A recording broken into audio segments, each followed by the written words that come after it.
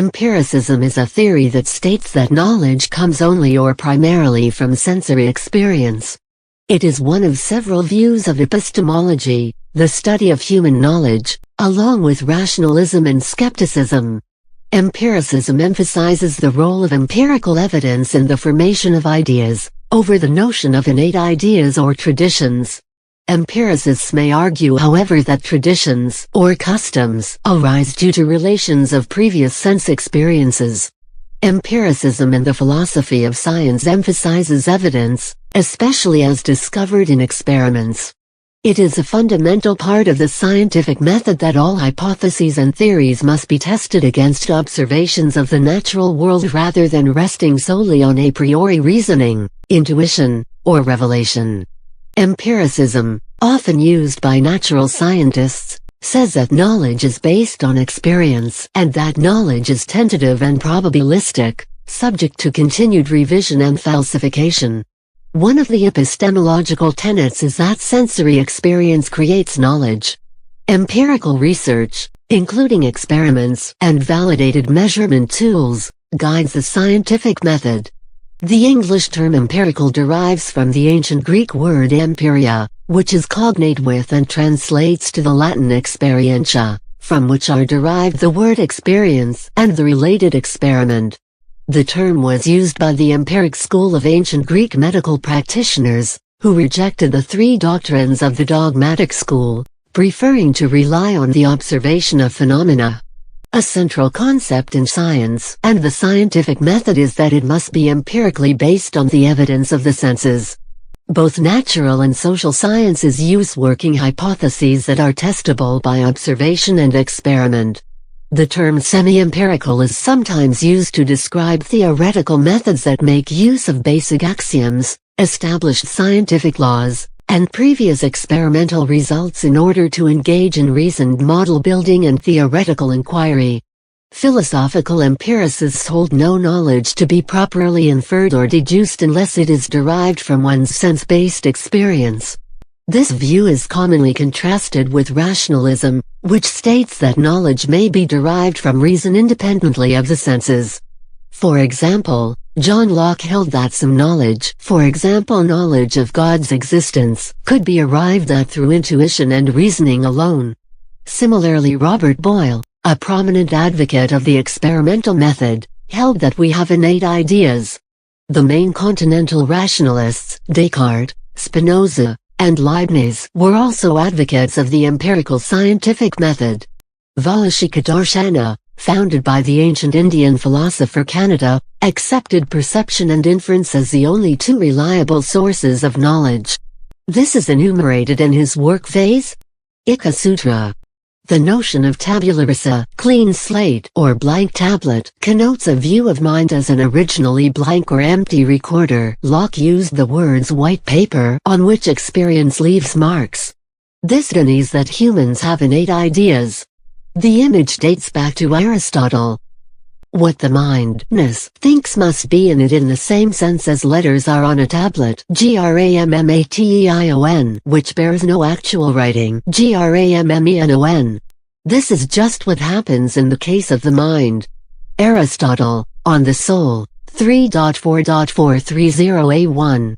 Aristotle's explanation of how this was possible was not strictly empiricist in a modern sense, but rather based on his theory of potentiality and actuality, and experience of sense perceptions still requires the help of the activeness.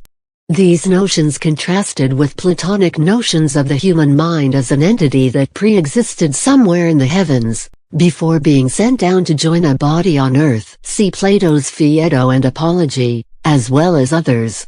Aristotle was considered to give a more important position to sense perception than Plato, and commentators in the Middle Ages summarized one of his positions as nihil in intellectu nisi prius fuerit in sensu, Latin for nothing in the intellect without first being in the senses. This idea was later developed in ancient philosophy by the Stoic school. Stoic epistemology generally emphasized that the mind starts blank, but acquires knowledge as the outside world is impressed upon it. The doxographer Aetius summarizes this view as when a man is born, the Stoics say, he is the commanding part of his soul, like a sheet of paper ready for writing upon. Later Stoics, such as Sextus of Chaeronea, would continue this idea of empiricism in later Stoic writings as well. As Sextus contends, for every thought comes from sense perception or not without sense perception, and either from direct experience or not without direct experience, against the Professors, 8.56-8. During the Middle Ages, Aristotle's theory of tabula rasa was developed by Islamic philosophers, starting with Al-Farabi, developing into an elaborate theory by Avicenna, and demonstrated as a thought experiment by Ibn Tufayl. For Avicenna, Ibn Sina, for example, the tabula rasa is a pure potentiality that is actualized through education, and knowledge is attained through empirical familiarity with objects in this world, from which one abstracts universal concepts, developed through a syllogistic method of reasoning in which observations lead to propositional statements which, when compounded, lead to further abstract concepts. The intellect itself develops from a material intellect, al-hayulani, which is a potentiality that can acquire knowledge, to the active intellect, al-fil, the state of the human intellect in conjunction with the perfect source of knowledge. So the immaterial active intellect, separate from any individual person, is still essential for understanding to occur. In the 12th century CE, the Andalusian Muslim philosopher and novelist Abu Bakr ibn Tufayl, known as Abu Basir or Ibn Tufayl in the West, included the theory of tabula rasa as a thought experiment in his Arabic philosophical novel, Hay ibn Yaqtan, in which he depicted the development of the mind of a feral child from a tabula rasa to that of an adult, in complete isolation from society, on a desert island, through experience alone. The Latin translation of his philosophical novel, entitled Philosophus Autodidactus, published by Edward Pocock the Younger in 1671, had an influence on John Locke's formulation of tabula rasa in an essay concerning human understanding.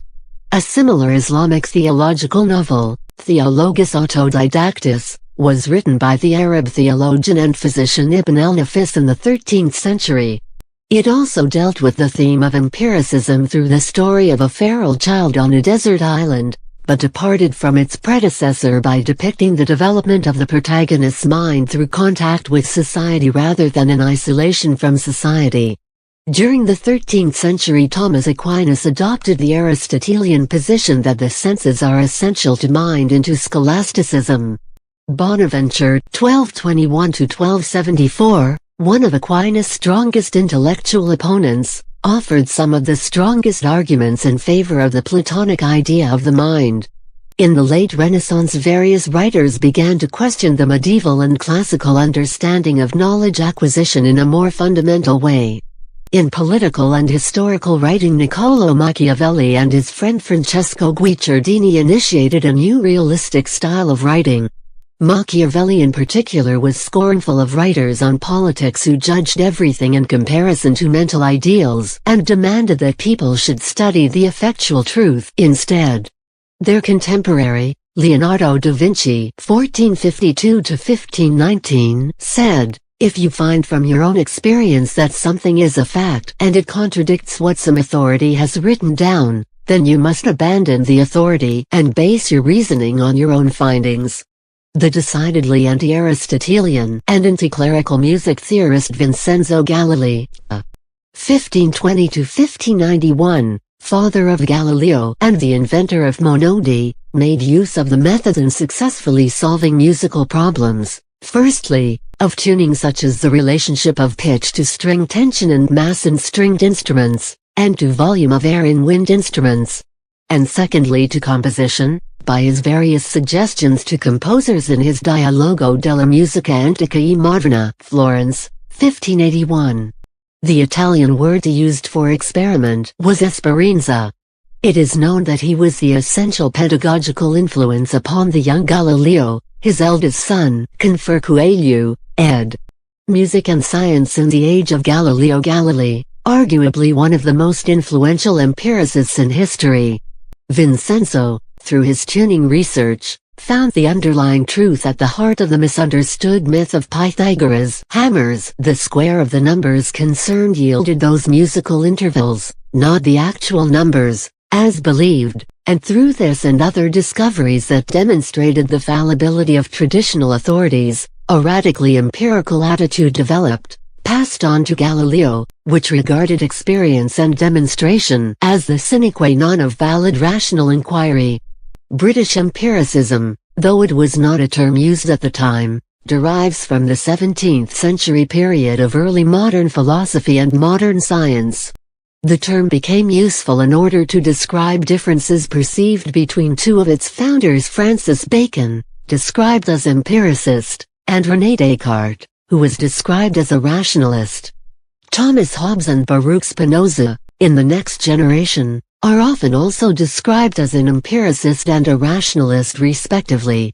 John Locke, George Berkeley, and David Hume were the primary exponents of empiricism in the 18th century Enlightenment, with Locke being the person who is normally known as the founder of empiricism as such.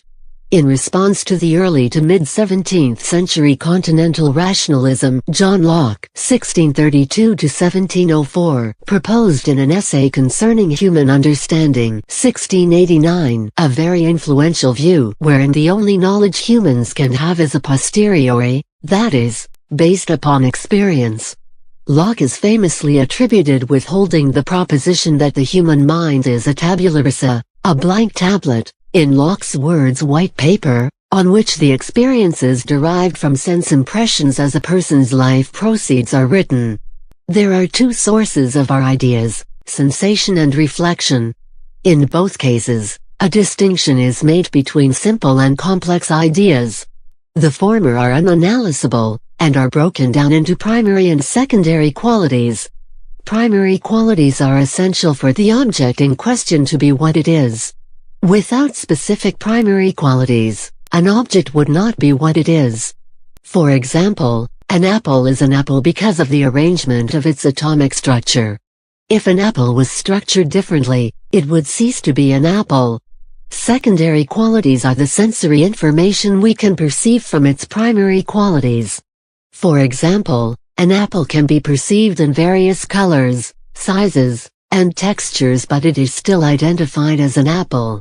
Therefore, its primary qualities dictate what the object essentially is, while its secondary qualities define its attributes. Complex ideas combine simple ones, and divide into substances, modes, and relations.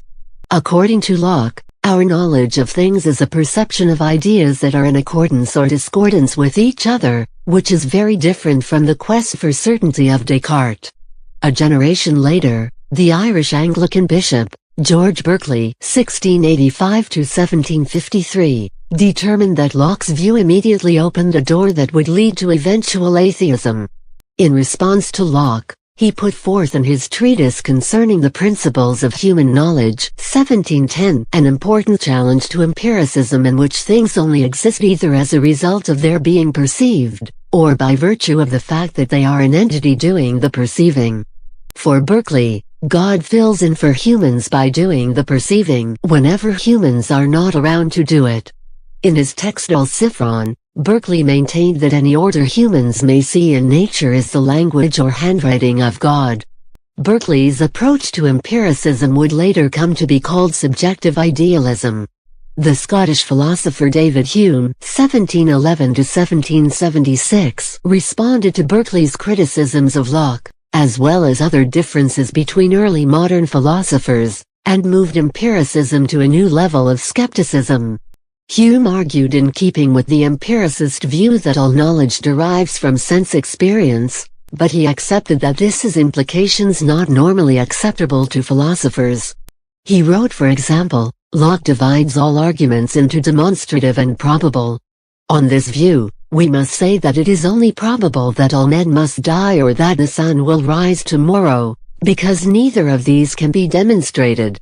But to conform our language more to common use, we ought to divide arguments into demonstrations, proofs, and probabilities. By proofs, meaning arguments from experience that leave no room for doubt or opposition, and I believe the most general and most popular explication of this matter is to say that finding from experience that there are several new productions in matter, such as the motions and variations of body, and concluding that there must somewhere be a power capable of producing them, we arrive at last by this reasoning at the idea of power and efficacy.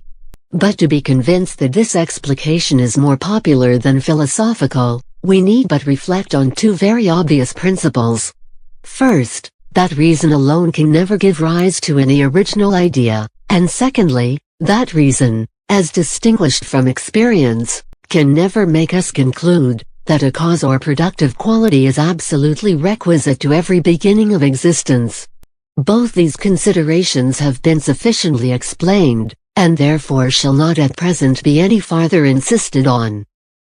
Hume Section 14 of the idea of necessary connection in a treatise of human nature.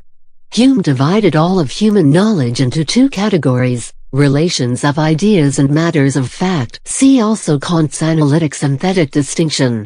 Mathematical and logical propositions, for example that the square of the hypotenuse is equal to the sum of the squares of the two sides, are examples of the first, while propositions involving some contingent observation of the world, for example the sun rises in the east, are examples of the second. All of people's ideas, in turn, are derived from their impressions. For Hume, an impression corresponds roughly with what we call a sensation. To remember or to imagine such impressions is to have an idea. Ideas are therefore the faint copies of sensations. A generation later, the Irish Anglican bishop, George Berkeley (1685–1753), determined that Locke's view immediately opened a door that would lead to eventual atheism. In response to Locke, he put forth in his treatise concerning the principles of human knowledge, 1710, an important challenge to empiricism in which things only exist either as a result of their being perceived, or by virtue of the fact that they are an entity doing the perceiving. For Berkeley, God fills in for humans by doing the perceiving whenever humans are not around to do it. In his text Al Sifron, Berkeley maintained that any order humans may see in nature is the language or handwriting of God. Berkeley's approach to empiricism would later come to be called subjective idealism. The Scottish philosopher David Hume (1711–1776) responded to Berkeley's criticisms of Locke, as well as other differences between early modern philosophers, and moved empiricism to a new level of skepticism. Hume argued in keeping with the empiricist view that all knowledge derives from sense experience, but he accepted that this has implications not normally acceptable to philosophers. He wrote, for example, Locke divides all arguments into demonstrative and probable. On this view, we must say that it is only probable that all men must die or that the sun will rise tomorrow, because neither of these can be demonstrated. But to conform our language more to common use, we ought to divide arguments into demonstrations, proofs, and probabilities. By proofs, meaning arguments from experience that leave no room for doubt or opposition. And I believe the most general and most popular explication of this matter is to say that finding from experience that there are several new productions in matter, such as the motions and variations of body, and concluding that there must somewhere be a power capable of producing them, we arrive at last by this reasoning at the idea of power and efficacy. But to be convinced that this explication is more popular than philosophical, we need but reflect on two very obvious principles. First, that reason alone can never give rise to any original idea, and secondly, that reason, as distinguished from experience, can never make us conclude that a cause or productive quality is absolutely requisite to every beginning of existence. Both these considerations have been sufficiently explained, and therefore shall not at present be any farther insisted on. Hume Section 14 of the idea of necessary connection in a treatise of human nature. Hume divided all of human knowledge into two categories, relations of ideas and matters of fact. See also Kant's analytic synthetic distinction. Mathematical and logical propositions, for example that the square of the hypotenuse is equal to the sum of the squares of the two sides, are examples of the first, while propositions involving some contingent observation of the world, for example the sun rises in the east, are examples of the second. All of people's ideas, in turn, are derived from their impressions. For Hume, an impression corresponds roughly with what we call a sensation. To remember or to imagine such impressions is to have an idea. Ideas are therefore the faint copies of sensations. Most of Hume's followers have disagreed with his conclusion that belief in an external world is rationally unjustifiable, contending that Hume's own principles implicitly contained the rational justification for such a belief, that is, beyond being content to let the issue rest on human instinct, custom and habit. According to an extreme empiricist theory known as phenomenalism, anticipated by the arguments of both Hume and George Berkeley, a physical object is a kind of construction out of our experiences.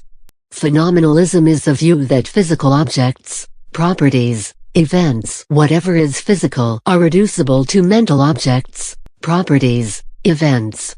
Ultimately, only mental objects, properties, events, exist. Hence the closely related term subjective idealism. By the phenomenalistic line of thinking, to have a visual experience of a real physical thing is to have an experience of a certain kind of group of experiences. This type of set of experiences possesses a constancy and coherence that is lacking in the set of experiences of which hallucinations, for example, are a part. As John Stuart Mill put it in the mid-19th century, matter is the permanent possibility of sensation. Mill's empiricism went a significant step beyond Hume in still another respect, in maintaining that induction is necessary for all meaningful knowledge including mathematics. As summarized by D.W. Hamling, claimed that mathematical truths were merely very highly confirmed generalizations from experience. Mathematical inference, generally conceived as deductive in nature, Mill set down as founded on induction. Thus, in Mill's philosophy there was no real place for knowledge based on relations of ideas. In his view logical and mathematical necessity is psychological. We are merely unable to conceive any other possibilities than those that logical and mathematical propositions assert. This is perhaps the most extreme version of empiricism known, but it has not found many defenders. Mill's empiricism thus held that knowledge of any kind is not from direct experience, but an inductive inference from direct experience. The problems other philosophers have had with Mill's position center around the following issues. Firstly, Mill's formulation encounters difficulty when it describes what direct experience is by differentiating only between actual and possible sensations. This misses some key discussion concerning conditions under which such groups of permanent possibilities of sensation might exist in the first place. Berkeley put God in that gap. The phenomenalists, including Mill, essentially left the question unanswered. In the end, lacking an acknowledgement of an aspect of reality that goes beyond mere possibilities of sensation, such a position leads to a version of subjective idealism. Questions of how floor beams continue to support a floor while unobserved, how trees continue to grow while unobserved and untouched by human hands, etc., remain unanswered, and perhaps unanswerable in these terms. Secondly, Mill's formulation leaves open the unsettling possibility that the gap-filling entities are purely possibilities and not actualities at all. Thirdly, Mill's position, by calling mathematics merely another species of inductive inference, misapprehends mathematics. It fails to fully consider the structure and method of mathematical science, the products of which are arrived at through an internally consistent deductive set of procedures which do not, either today or at the time Mill wrote, fall under the agreed meaning of induction. The phenomenalist phase of post-Humean empiricism ended by the 1940s, for by that time it had become obvious that statements about physical things could not be translated into statements about actual and possible sense data. If a physical object statement is to be translatable into a sense data statement, the former must be at least deducible from the latter. But it came to be realized that there is no finite set of statements about actual and possible sense data from which we can deduce even a single physical object statement. Remember that the translating or paraphrasing statement must be couched in terms of normal observers in normal conditions of observation. There is, however, no finite set of statements that are couched in purely sensory terms and can express the satisfaction of the condition of the presence of a normal observer. According to phenomenalism, to say that a normal observer is present is to make the hypothetical statement that were a doctor to inspect the observer would appear to the doctor to be normal. But, of course, the doctor himself must be a normal observer. If we are to specify this doctor's normality in sensory terms, we must make reference to a second doctor who, when inspecting the sense organs of the first doctor, would himself have to have the sense data a normal observer has when inspecting the sense organs of a subject who is a normal observer. And if we are to specify in sensory terms that the second doctor is a normal observer, we must refer to a third doctor, and so on. Also see the third man. Logical empiricism, also logical positivism or neo-positivism, was an early 20th century attempt to synthesize the essential ideas of British empiricism, for example a strong emphasis on sensory experience as the basis for knowledge, with certain insights from mathematical logic that had been developed by Gottlob Frege and Ludwig Wittgenstein. Some of the key figures in this movement were Otto Neurath, Moritz Schlick and the rest of the Vienna Circle, along with A.J. Ayer, Rudolf Carnap and Hans Reichenbach. The neo-positivists subscribed to a notion of philosophy as the conceptual clarification of the methods, insights and discoveries of the sciences. They saw in the logical symbolism elaborated by Frege (1848–1925) and Bertrand Russell (1872–1970) a powerful instrument that could rationally reconstruct all scientific discourse into an ideal, logically perfect, language that would be free of the ambiguities and deformations of natural language. This gave rise to what they saw as metaphysical pseudo-problems and other conceptual confusions.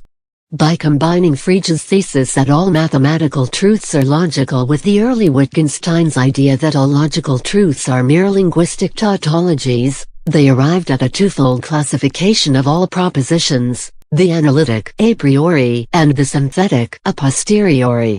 On this basis, they formulated a strong principle of demarcation between sentences that have sense and those that do not, the so-called verification principle.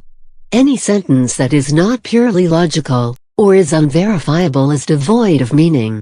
As a result, most metaphysical, ethical, aesthetic and other traditional philosophical problems came to be considered pseudo-problems. In the extreme empiricism of the neo-positivists, at least before the 1930s, any genuinely synthetic assertion must be reducible to an ultimate assertion or set of ultimate assertions that expresses direct observations or perceptions. In later years, Carnap and Neurath abandoned this sort of phenomenalism in favor of a rational reconstruction of knowledge into the language of an objective spatio-temporal physics. That is, instead of translating sentences about physical objects into sense data, such sentences were to be translated into so-called protocol sentences. For example, X at location Y and at time T observes such and such. The central theses of logical positivism, verificationism, the analytic-synthetic distinction, reductionism, etc., came under sharp attack after World War II by thinkers such as Nelson Goodman, West Virginia Quine, Hilary Putnam, Karl Popper, and Richard Rorty. By the late 1960s, it had become evident to most philosophers that the movement had pretty much run its course, though its influence is still significant among contemporary analytic philosophers such as Michael Dummett and other anti-realists.